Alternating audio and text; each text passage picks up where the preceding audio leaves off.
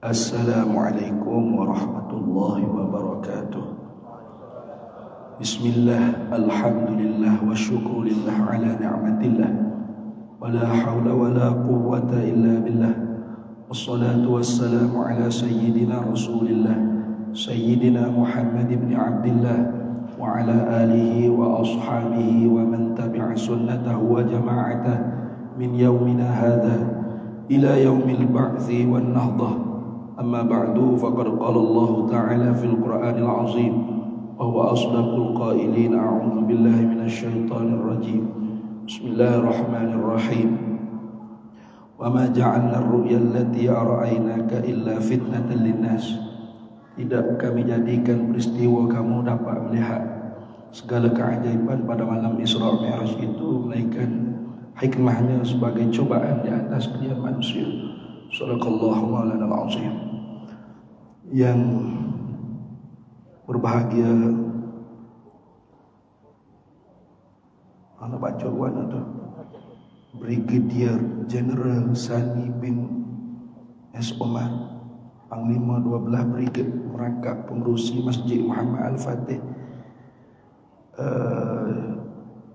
Yang berbahagia Kolonel Nazli bin Abdul Rahim, Ketua Staf Markas Pak Division, pegawai-pegawai kanan, para pegawai serta hadirin hadirat ada, atau belakang hadirin dan hadirat yang dirahmati Allah Subhanahu wa taala sekalian.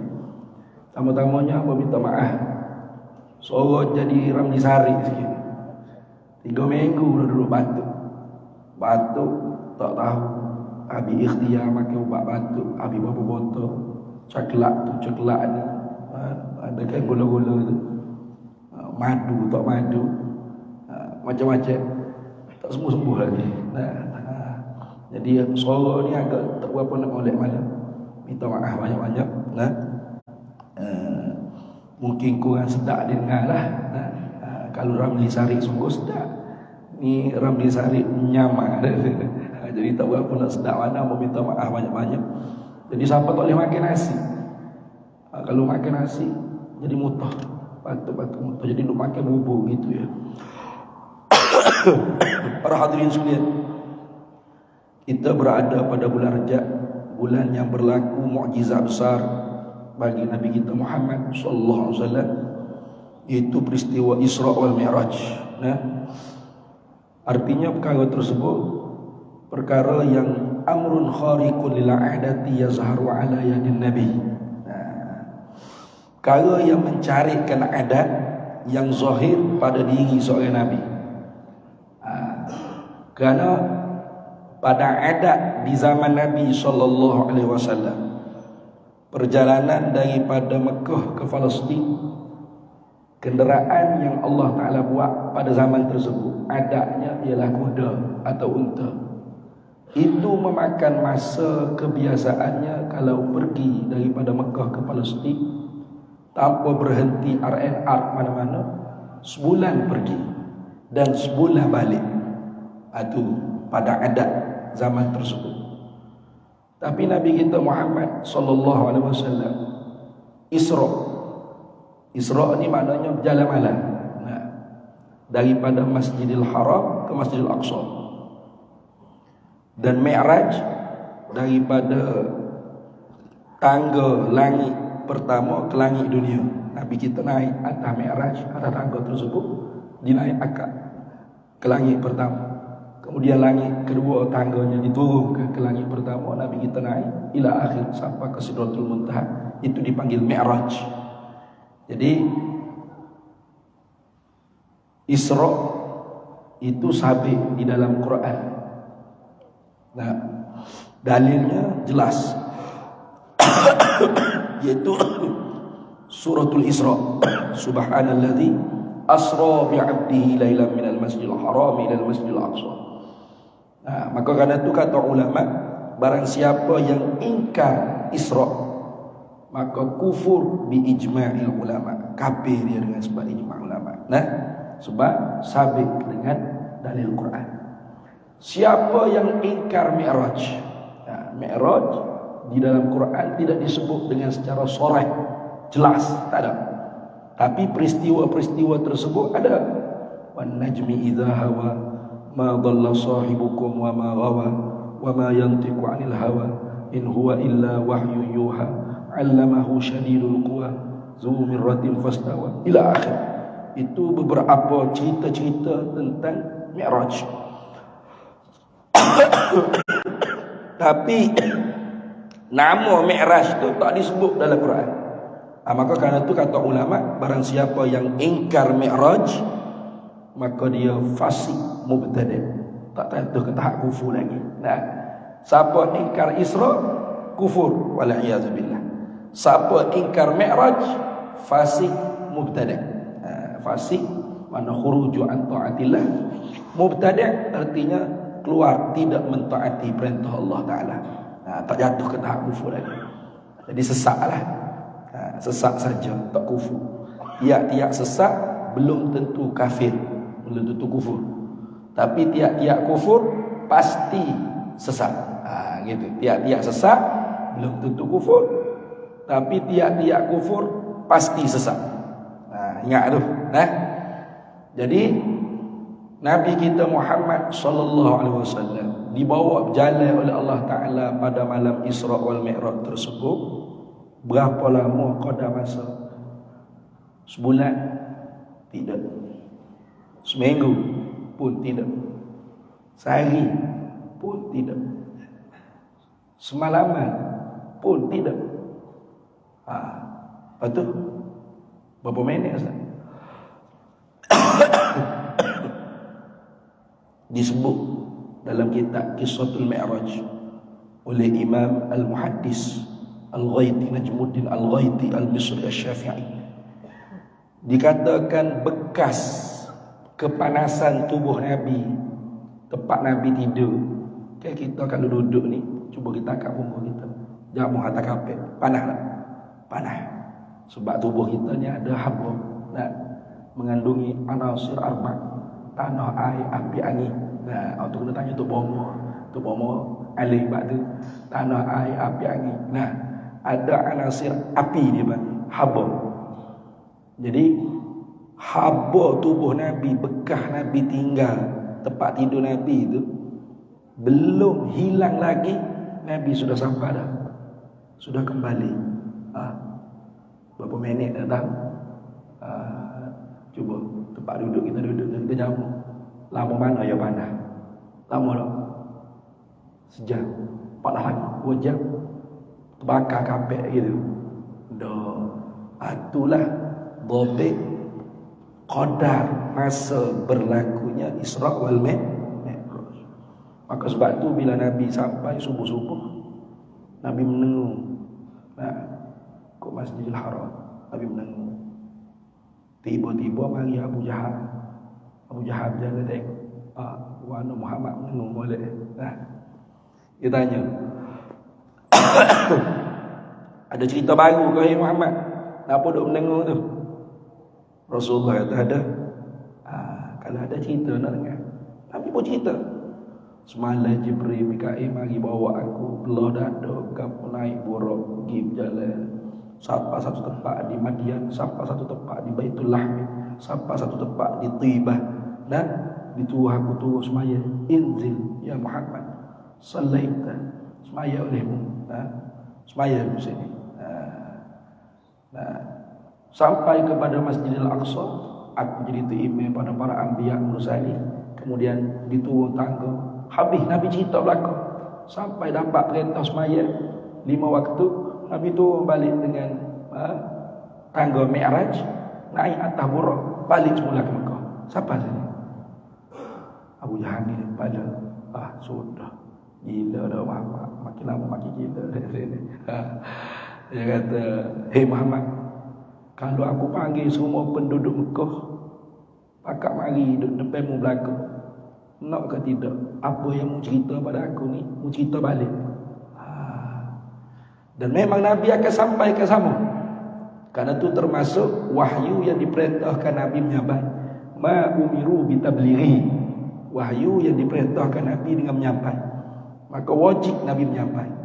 Ya wahyu ada 3. Ma umiru bitablighihi, wahyu yang diperintah oleh Allah Ta'ala kepada Nabi untuk menyampai, maka wajib Nabi bersifat dengan tabligh. Tentu tidak Nabi bersifat dengan kitman, menyembunyi. Ada wahyu yang bersifat ma khuyyiru bitablighihi. Wahyu yang bersifat diberi pilih. Nabi nak menyampai kepada siapa, nak menyembunyi kepada siapa, boleh. Maka wahyu seperti ini Nabi kita Muhammad sallallahu alaihi wasallam dan nabi-nabi yang lain pun sama juga. Harus bersifat tabligh, harus bersifat menyembunyi. Contoh seperti nama-nama orang munafik. Nama-nama orang munafik ni siapa yang bagi tahu? Allah bagi tahu kepada Nabi SAW. Maka diberi pilih Nabi nak menyampai pada siapa, nak menyembunyi pada siapa. Jadi sebab tu Nabi tak umum kok speaker masjid bila dapat nama-nama munafik. Tak ada kata, mari-mari weh belakang penduduk Madinah, ni nama menatang munafik, mari dari siapa. Tak ada. Nabi bagi tahu kepada sahabat-sahabat tertentu, Nabi tak bagi tahu kepada sebahagian besar yang lain.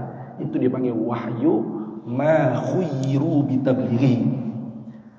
Dan ada wahyu yang diperintah Nabi untuk menyembunyi, ma umiru bikitmani. Wahyu yang diperintah oleh Allah Ta'ala kepada para Nabi dengan menyembunyi.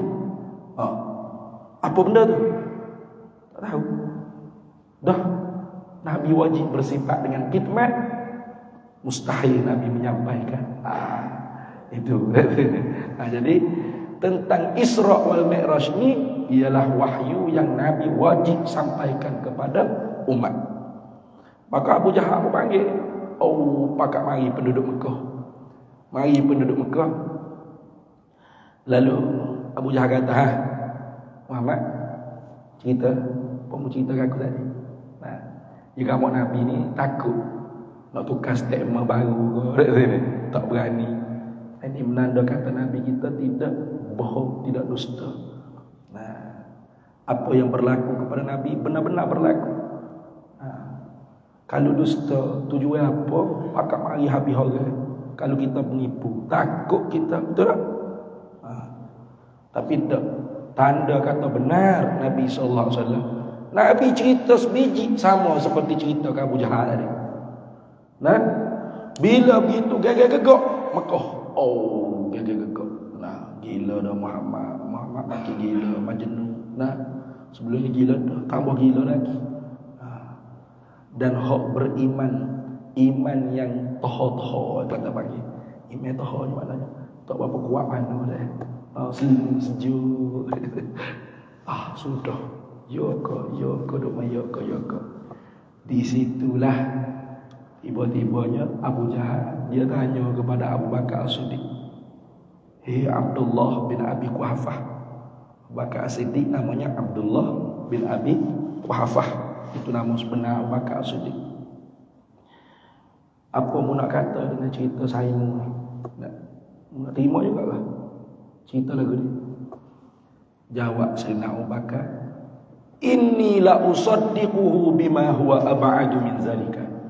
Sesungguhnya aku mengiyakan Nabi sallallahu alaihi wasallam dengan apa yang lebih daripada ni pun, iaitu Mi'raj. Yang Nabi cerita tu baru Isra, baru pergi ke Palestin. Gagak-gagak. Naik lagi tak lagi. Jadi kata Abu Bakar As-Siddiq, aku mengiyakan Nabi lebih pada ni pun aku terima lagi. Di situlah Abu Bakar As-Siddiq digelar dengan As-Siddiq. Orang yang membenarkan Nabi sallallahu alaihi wasallam tanpa ada satu saat untuk berfikir. Tak ada. Bila Nabi kata apa, tak ada kata mendengar dulu. Yo kau Rasulullah, nanti jangan nak mikir dulu. Tak ada. Apa saja keluar daripada mulut Nabi, tak ada senapah. Pak, Nabi berhenti. Iya, selalu dah. Iya, betul. Itu Sayyidina Abu Bakar As-Siddiq radhiyallahu taala anhu. Jadi kenapa Abu Bakar As-Siddiq boleh terima cerita tu? Kenapa Abu Jahal tak boleh terima? Ini kembali kepada pengajian ilmu akidah Ahlus Sunnah wal Jamaah. Abu Bakar As-Siddiq boleh terima kerana akal dia cerdas, akal dia luas. Nah, Abu Jahal tak boleh terima pasal akal dia kecil. Nah, Abu bapa, Jahal bodoh. Abu Jahal bapa bodoh. Gitu. Bapa bodoh. Jadi kita pilih nak jadi Abu Jahal ke nak jadi Abu Bakar, nak jadi bapa bodoh ke nak jadi hak cerdik. Kalau orang tu cerita Isra' Mi'raj ni ialah peristiwa yang mustahil pada akal manusia, bermakna dia ikut Abu Jahal. Ikut Abu Jahal saja. Kalau ada orang ceramah, hatta ustaz sekalipun, dia ceramah ya lah, tuan, peristiwa Isra' wal Mi'raj ini ialah peristiwa yang mustahil pada akal manusia. Tahu lah. Akal dia dengan Abu Jahal lebih kurang. Lebih kurang sama. Pasal dia tak reti hukum akal, hukum adat. Nampak tu. Sebab tu kata Imamul Haramain, faman lam ya'rif ma'nal wajibil aqli wa ma'nal mustahil aqli wa ma'nal jaizil aqli fahuwa laisa bi'aqilin. Barang siapa yang tak reti hukum akal yang tiga, mesti pada akal, tentu tidak pada akal, dan terima pada akal, harus pada akal, maka orang ni pada makna tidak ada akal, artinya gila. Gila tak nampak gila, ini bahaya. Ya kalau gila nampak gila ni senang. Kalau kita tengok orang telanjang orang, rambut keras belah, panjang, muka puk lari, duk cari makanan, ikut tepi-tepi tu siapa, ikut dari lokal mana, senang kita kata dia gila tu, jangan duk main-main dia. Tapi kalau hak jenis pakai kok, pakai necktie, semak cekok, cakap pun speaking, tapi gila, tak ada surat gila, jangan main-main. Kita dah ingat kau dia orang normal, bergorang mari belepuk ngetikan pisah ke dia. Tu bahaya. Jadi gila tak nampak gila dalam agama lebih bahaya lagi daripada gila tak nampak gila hak masuk duniawi ni. Tu. Mana cedera agama dia tu dia tak sedar. Cuba. Kalau tok nenek kita dulu-dulu pergi Mekah naik kapal layar, betul tak? Naik kapal layar. Tok nenek kita naik kapal layar pergi Mekah, maka masa lebih kurang 6 bulan. 6 bulan. Sekarang ni nak tanya, ada orang pergi Mekah 6 bulan? Ada. Jadi kalau kita takdir boleh jumpa moyang kita, nenek kita cerita. Toknya tahu tak? Zaman cicik ni di Mekah sehari je. Kalau tok nenek moyang kita dulu orang yang akalnya cerdas, menguasai hukum akal dan hukum adat, berpegang dengan kuat akidah Ahlus Sunnah wal Jamaah, dia jebek main selek Tuhan belaka, iaitu. Tapi kalau tu nenek moyang kita tu tak reti hukum akal, hukum adat, pegangan akidah Ahlus Sunnah wal Jamaah dia tak kuat, maka dia akan kata cucu aku gila dah. Mana ada orang kisari Mekah 6 bulan zaman moyang dulu. Kenapa? Dulu ada projek kereta api laju daripada Johor sampai ke mana, Bangkok mana, lalu ke Perlis. Kalau tidak sebab politik ke apa, jalan projek tu, orang daripada Johor pergi ke Perlis sejak. Terima tak pada akal? Tanya, terima tak pada akal? Terima? Terima. Kalau terima berakal, kalau tak terima tak ada akal. Mana orang ni gila, tapi gila tak nampak gila. Pada adat tak terima, ya pada adat. Pasal tak ada lagi kereta api daripada Johor ke Perlis sejam. Tak ada lagi pada adat. Pada adatnya berapa jam daripada Johor ke Perlis. dekat dengan 8 jam, berapa jam? 10 jam. Nah, lebih kurang 10 jam daripada Johor ke Perlis. Kalau pada adat, maka hukum adat sah menyalahi. Sah menyalahi. Hak tu kita kena fikir, kena kuat, kena ngaji biar semua boleh menguasai. Sebab apa? Sebab wal fi'lu fit ta'thiri laisa illa lil wahidil qahari jalla wa ala. Perbuatan yang memberi bekas pada menjadi, mengada, meniada, apa sahaja manfaat mudarat, tidak adalah ia melainkan hanya Allah Ta'ala satu-satu. Allah Ta'ala saja. Sebab tu kita duduk dalam aircon yang sejuk ni. Pegangan kita lagu mana? Kerana aircon kita dapat sejuk. Kapis selalu. Tabiat aircon memberi sejuk. Kapis selalu. Ataupun Allah Ta'ala jadikan pada aircon kekuatan yang mampu kita dapat sejuk, memberi kita sejuk. Hak tu pada kapis khilaf ulama. Tapi sesat sepakat. Wa may yakul bi tab'i au bi illah fadzaka kufrun inda ahli millah wa may yakul bil quwwatil muda'ati fadzaka bid'iyyun fala taltafiti. Jaga-jaga. Duduk dalam aircon, duduk dalam kipas, duduk dalam lampu cerah, apa pegangnya? Siapa yang memberi cerah? Siapa yang memberi sejuk? Siapa beri angin? Kerana aircon, kerana lampu. Sesat. Ataupun nasi, kerana nasi dapat kenyang, kerana air hilang dahaga, kerana ubat dapat sehat. Habis sesat. Apa sesat? Kafir ijma' ulama. Ataupun tabiat nasi memberi kenyang, tabiat ubat memberi sehat, tabiat air menghilang dahaga. Kafir. Ataupun Allah jadikan kekuatan pada ubat mampu memberi sehat. Hak tu kufur khilaf, fasik, sesat, sepakat. Patutlah ke mana Ustaz? Di sisi pegangan kita ahli sunnah wal jamaah, di sisi kita makan ubat, Allah jadikan sehat. Pada adat sah menyalahi, sah menyalahi. Sebab tu makan ubat batuk sampai berapa botol tak sembuh-sembuh lagi. Ada di ngamuk, dibakar kilap ubat batuk, ada. Tak ada. Pasal tahu yang menyembuh ialah Allah. Kita hamba ni sebatas ikhtiar usaha. Kita dibalas pahala kerana kita berusaha. Kita berusaha makan ubat batuk, makan Panadol, pergi ke doktor, cocok ubat tu biuh ni macam-macam, diberi pahala. Yang menyembuh Allah satu-satunya Tuhan. Bukan Allah sepakat dengan Panadol, dengan ubat batuk nak bagi sehat, bukan.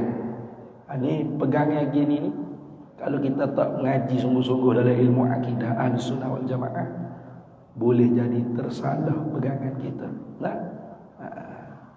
Di sisi kita pasang aircon, Allah jadikan sejuk pada adat, sah menyalahi. Tengok di Getih Highland ada orang pasang aircon. Getih Highland ada orang pasang aircon. Oh, bodoh mana orang pasang aircon Getih Highland tu, memang kelas-kelas bodoh. Sejuk tak? Sejuk, tak ada aircon pun. Dia kata sah menyalahi. Kerana yang memberi sejuk, yang menjadikan musabbab sejuk, kenyang, sehat, apa lagi, dahaga, nak hilang dahaga, apa saja yang menjadikan sabab dan musabab, yang menjadikan nasi dan kenyang, yang menjadikan aircon dan sejuk, yang menjadikan kenderaan dan menyampaikan tujuan, hanya perbuatan Allah satu-satunya. Maka pelik gapo kalau Nabi kita Muhammad sallallahu alaihi wasallam, Allah Ta'ala jadikan peristiwa tersebut qadar waktunya yang sangat singkat. Pada adat mustahil, tapi pada akal harus. Boleh tak? Pada adat mustahil, tapi pada akal ialah harus. Lagi sebelum kita nak beralih tajuk lain, nak tahu boleh faham atau tak boleh faham, kita kena tanya soalan sikit. Kalau boleh jawab, tanda faham. Faham ni pada buat ceramah, Oh, kuat dah tu akidah. Kalau tak boleh faham, tak boleh jawab, makna kena ngaji lagi. Nah. Baik. Soalan nak tanya. Ustaz nak tanya siapa? Ikut nak tanya siapa-siapa. Nah, ni Izzat nak buat Izzat. Duk mengatuk depan ni. Tanya Izzat Izzat nama. Izzat. Izzat dengar molek-molek soalan. Boleh? Soalan saya nak tanya Izzat dengan molek.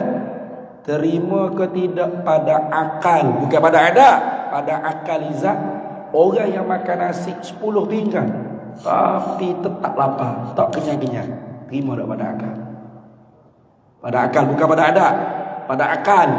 Terima ke tak terima pada akal Izzat, seseorang yang makan nasi 10 pinggan tapi lapar lagi, tak kenyang-kenyang, terima tak pada akal?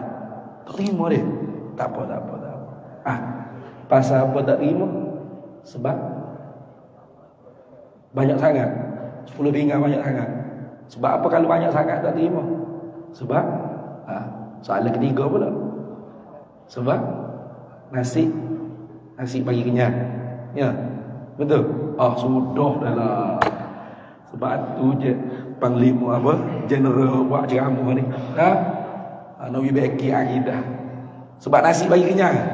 Ya, nasi tu bagi kenyang. Jangan Izzat. Lama suruh gitu kan nama jadi acong nama kan. Nama Izzat tu. Nasi bagi kenyang apa? Siapa bagi kenyang? Nasi apa? Allah.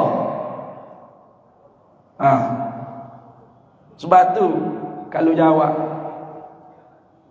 tak terima pada akal Ustaz, makan nasi 10 pinggan lapar. Sebab apa tak terima? Sebab nasi banyak sangat. Sebab apa banyak sangat tak terima? Sudah. Kadang-kadang orang sampai situ je bengok dah. Nasi bagi kenyang ke?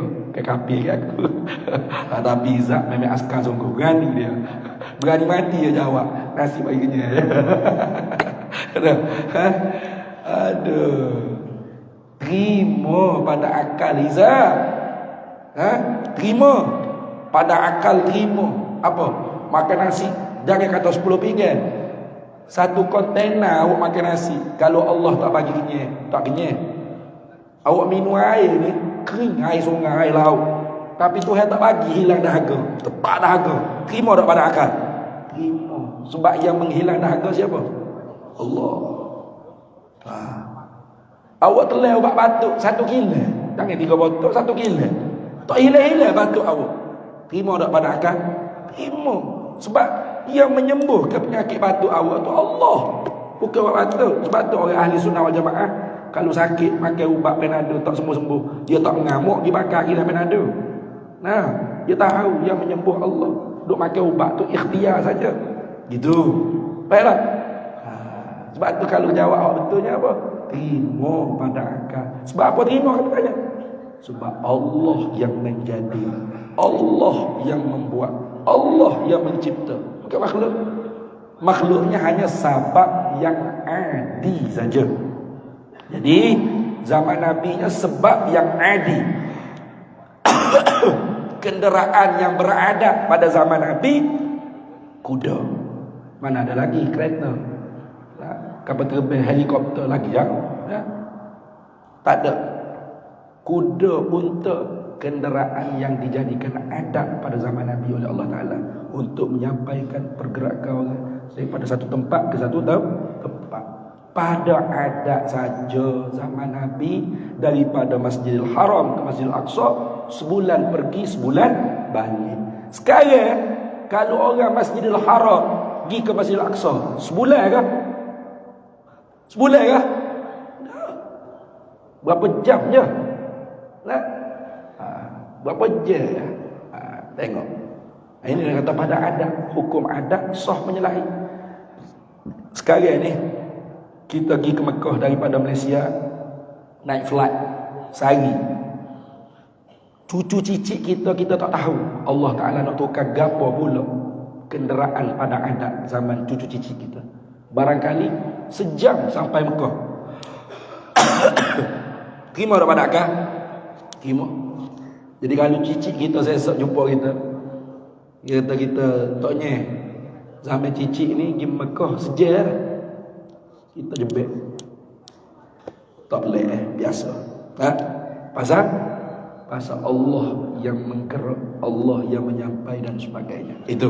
Itu pertama-tama kita kena kuat dalam perbahasan Isra wal Mi'raj. Sebab itulah mukjizat ni didefinisikan oleh ulama amrun khariqun lil adati, perkara yang mencarikan adat bukan mencarikan akal, bukan amrun khariqun lil aqli, bukan. Jadi sebab tu kalau ada ustaz mana-mana ceramah Isra Mi'raj dengan confidentnya dia berceramah, tuan, puan, peristiwa Isra wal Mi'raj ini ialah peristiwa yang mustahil pada akal manusia. Angkat tangan, tanya soalan dulu. Tak usah habis, tak usah sampai sejam ceramah. Tanya soalan. Tanya apa? Tanya dia, ustaz, akal siapa hak mustahil ni?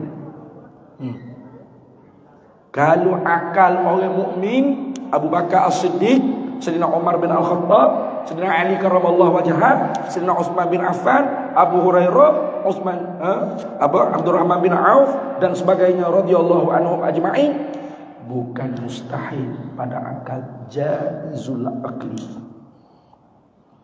Kalau akal Abu Lahab, Abu Jahal, memang mustahil. Jadi kalau ustaz nak ikut Abu Jahal, Abu Lahab, dipersilakan turun, jangan mengajar di masjid. Fardu ain ustaz tak lepas lagi. Baiklah.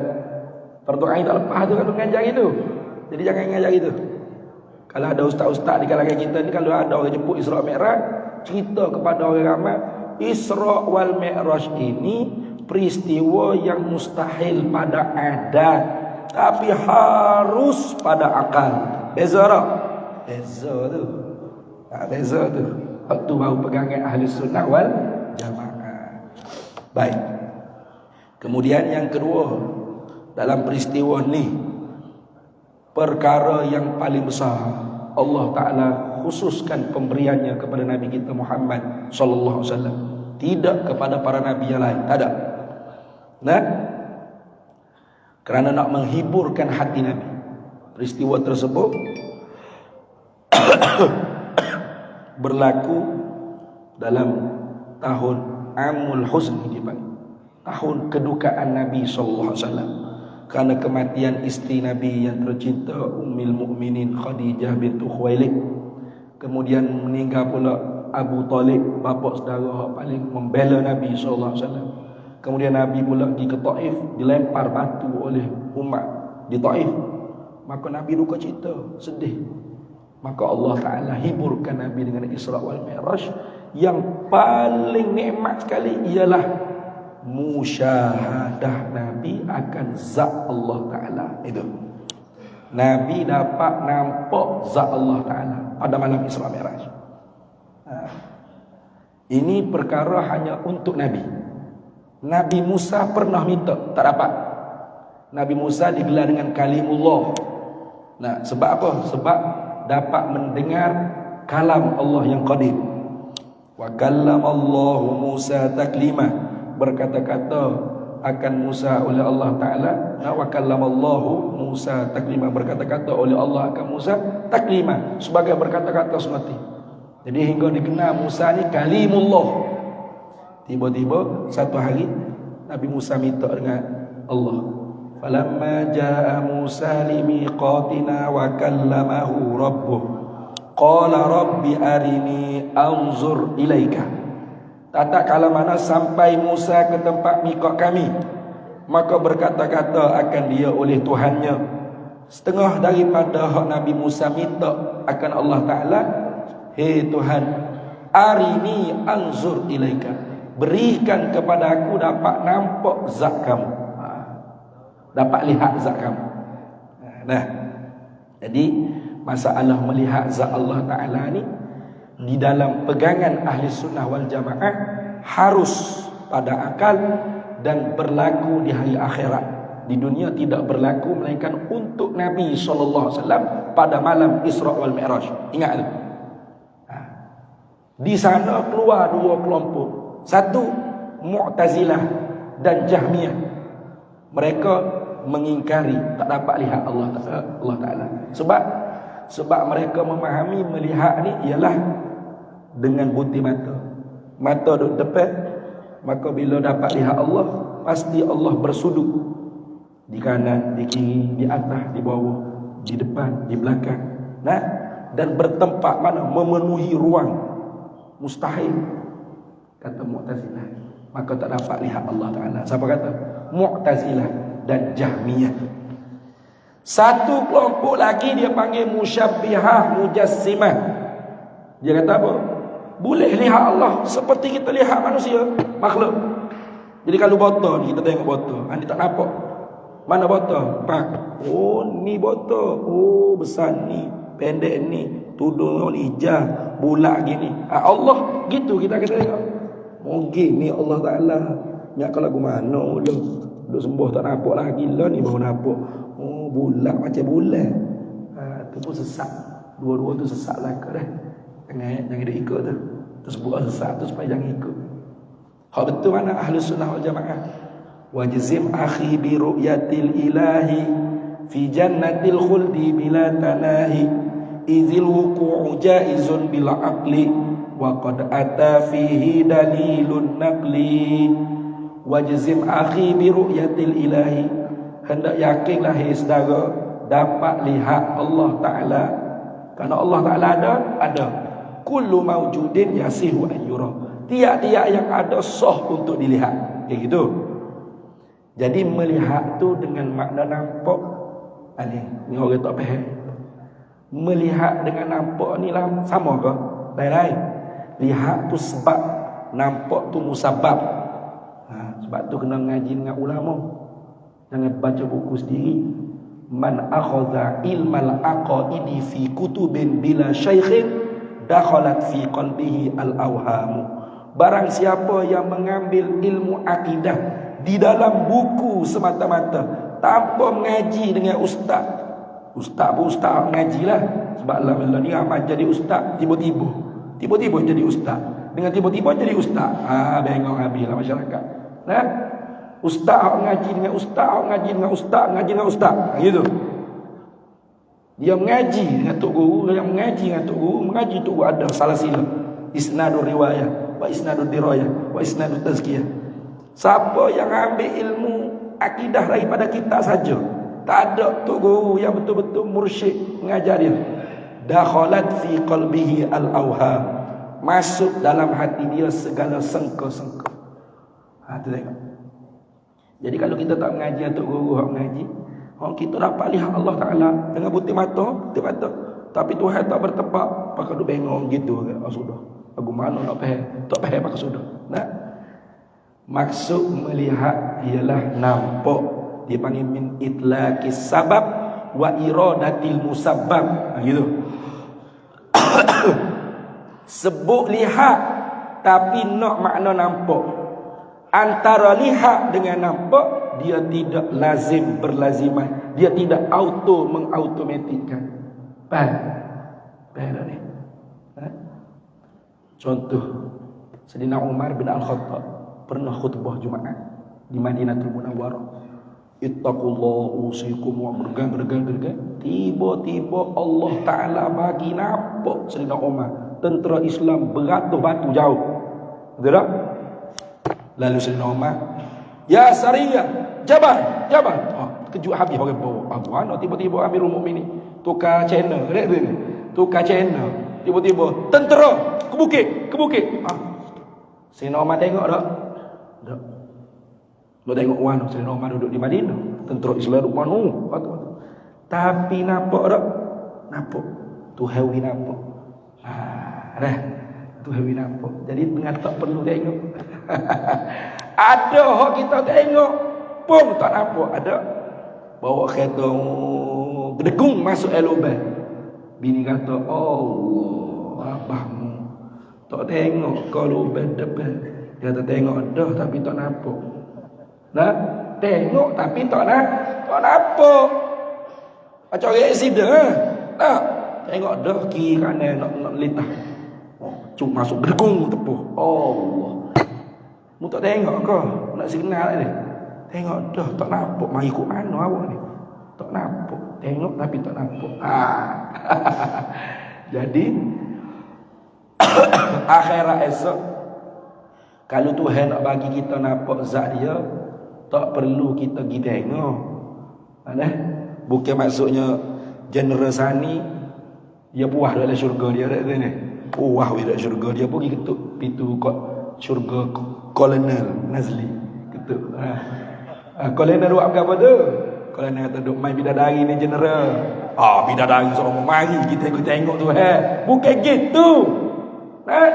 Duduk fi jannatil khuldi bila tanahi. Duduk di syurga mana pun, kalau Allah nak bagi nampak zat dia, dapat. Ya rahul mu'minuna bila ghairi kaifin wala hasrin hatta tansa 'anil ni'am. Melihat nampak oleh orang mukmin akan Allah tanpa kaifiat, tanpa sakatan, sehingga lupa segala nikmat yang lain. Dalam syurga jannatul khuldi ke, jannatul adan ke, jannatul firdaus ke, jannatul ma'wa ke, tak kira. Kalau Tuhan nak bagi kurnia dia nampak sedap hingga lupa nikmat lain. Itu nampak Tuhan kok mata, bukan tengok ngabuti mata. Hafal tu. InsyaAllah jadi wali. Jangan tukar. Nampak Tuhan kok mata, bukan tengok ngabuti mata. Apa maksud? Yakni bukan hanya mata saja nampak Tuhan. Seluruh maujudat, seluruh tubuh, apa saja yang ada pada tubuh seorang yang dapat kurniaan tersebut, lazat dapat nampak zat Allah Ta'ala. Bulu-bulu rambut, rambut, kulit-kulit apa, sedap belaka nampak zat Allah Ta'ala. Sebab tu dalam Quran kata wujuhun yawma idzin nadhirah ila rabbiha nazirah. Wajah orang mukmin, wajah je putih. Kena ke ahli syukri, muka putih, tangan hitam gitu. Okey, dia panggil min itlaqil juz'i ay wajhun wa iradatil kulli ay jasad. Mana apa? Wajah mana semua jasad orang mukmin putih, bersinar-sinar. Pasal apa? Ila rabbiha nazirah, kepada Tuhan mereka itu nampak sedap nih, bulu-bulu rambut gapo lazat nampak zat Allah Taala. Itu nak bayar pula nyata jelas seperti nampak malam purnama, bulan malam purnama.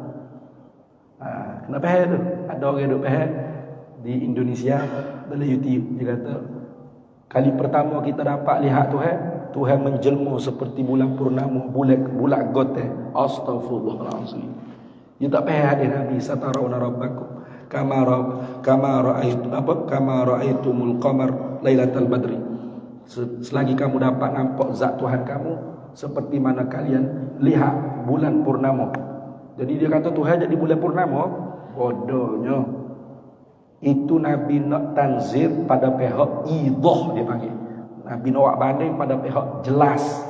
Bulan purnama ni kita tak kena teropong, betul tak? Hak kita duk teropong tu anak bulan. Duk balah rapat ke rapat anak bulan, nak raya ke nak puasa, betul tak? Anak bulan tu kena naik atas bukit, kena teropong. Tak jelas ada ke tak anak bulan. Kalau bulan purnama tak kena pakai teropong. Tidur atas jalan raya tu pun apa? Jelas itu. Maka kamu dapat nampak zat Tuhan kamu jelas seperti itulah. Tak kena berdesak-desak, tak ada. Duduk di syurga mana pun lazat dapat nampak zat Allah Ta'ala.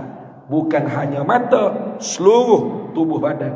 Apa yang ada lazat nampak zat Allah Ta'ala. Kemudian yang terakhir, tak dapat tidak setelah mana semaya ni Allah Ta'ala kurniakan kepada Nabi SAW. Turun-turun Nabi tak semaya lagi subuh, betul tak? Semayanya zuhur kan. Inilah difaham oleh ulama, syarat sah semaya mesti ilmun bi kaifiyatiha, mesti mengaji tahu kaifiat semaya. Karena perbuatan Nabi tak semaya subuh pagi itu, Jibril maya aja zuhur baru Nabi semaya. Jadi tak dapat tidak kita orang mukmin biasa macam saya, macam kita semua ni nak cuci hati Tak boleh macam Nabi nak tunggu Jibril mari belah dada. Gitu. Bukan Jibril tu melakil maut. Mari buka belah dada. Senjuh nyawa cabut daripada jasad kita. Cara kita nak cuci hati kita tak dapat tidak dengan semaya. Qad aflaha man tazakka wa dzakara asma rabbih fa shalla. Jadi as-salatu mi'rajul mu'minin wa tariqatul lil muttaqin. Sembahyang tu mi'raj orang mukmin dan jalan menyucikan hati bagi orang muttaqin. As-salatu imaduddin faman aqamaha faqad aqamaddin wa man tarakaha faqad hadamaddin. Semaya itu tiang agama. Siapa yang mendirikan dia maka dia mendirikan agama. Siapa meruntuhkan dia maka dia meruntuhkan agama. Tapi ingat, sebelum nak baca dia mesti iman tu betul, akidah sahihah. Kalau semaya itu tiang agama, al-imanu watanuddin. Iman tu tanah agama. Kita pergi pacok dia buat rumah banglo kita atas tanah siapa-siapa tak tahu. Salah. Karena tanah kerajaan main putus. Nah, terus maya dengan tak mengaji, tidak kenal Tuhan, tak betul akidah kita dengan Ahlus Sunnah wal Jamaah. Salah. Bimbang-bimbang aku akhirat esok. Wa khasirahu nalikal mubtilun. Nah, rugi orang yang membatalkan segala pahala amal-amalan mereka. Jadi Abu rasa cukup setakat ni. 1.16 dah. 1.15 dia tu di sini. Abu lanjut sikit 1.16. Mudah-mudahan apa yang kita dapat pada tengah hari ini, kesimpulannya kena jaga akidah Ahlussunnah wal Jamaah. Dan kena mengaji bab semaya. Jangan segamalah. Kerana semaya tu ialah zikrullah yang paling besar. Aqimis solata li zikri. Dirikan semaya untuk ingat pada aku.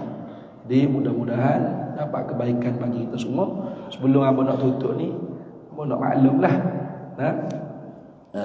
kita di jalan lorong Setia 3 Rawang, dekat dengan Sungai Buloh. Dia bukan Rawang lagi sebenarnya, tapi masuk Rawang. Dia dekat dengan Sungai Buloh. Kuang. Kita sedang membina masjid pondok. Ya, sekarang ni kita nak siap ke orang panggil slab dan bim kubah lagu ni. Jadi kos untuk tingkat 2 macam masjid ni dah. Kos biji macam masjid ni dah. Tingkat bawah. Tingkat 2 kita slab dah. Lepas tu nak naik scaffolding untuk slab pula. Bumbung dengan bim ni kita memerlukan RM259,300. Daripada jumlah tu kita masih perlukan RM150,000. Kalau dapat akhir bulan ni, insya-Allah kita nak slab dan buat bumbung, buat bim untuk kubah. Jadi pakak-pakak Sumber ada tabung di luar sana tu, niat nak wakaf untuk buat masjid. Mudah-mudahan Allah binakan mahligai yang megah dalam syurga kita. Karena janji Nabi SAW. Nabi janji Izzat, bukan YB janji. Nabi SAW. Man bana masjidan lillahi fil ardi kamafhasi qatatin aw asghar banallahu lahu fil jannati qusur. Barang siapa yang membina masjid kerana Allah di dunia, walau seberat sarang burung atau kecil lagi pada tu, maka dalam syurga Izzat Allah binakan istana-istana yang megah-megah. Ada istana rumah sewa ke rumah banglo sendiri? Tak ada deh. Tak payah, tak apalah dunia akhirat esok. Akhirat esok mudah-mudahan dalam syurga Izzat. Kusuran. Tuhan binakan mahligai istana-istana yang megah-megah dengan niat bina masjid. Kalau tak percaya juga boleh tengok di Facebook. Tak percaya juga boleh pergi sendiri dekat ya. Naik lorong Setia 3 Kuang Mukim Rawang Sabah lalu. Boleh tengok binaan sedang dijalankan. Jadi doa-doa juga ahli Jumaat ni mudah-mudahan tak tergendala dana wakaf untuk pembinaan masjid ni. Itu saja. Wallahul muwaffiq ila aqwamit thoriq. Wassalamualaikum warahmatullahi wabarakatuh.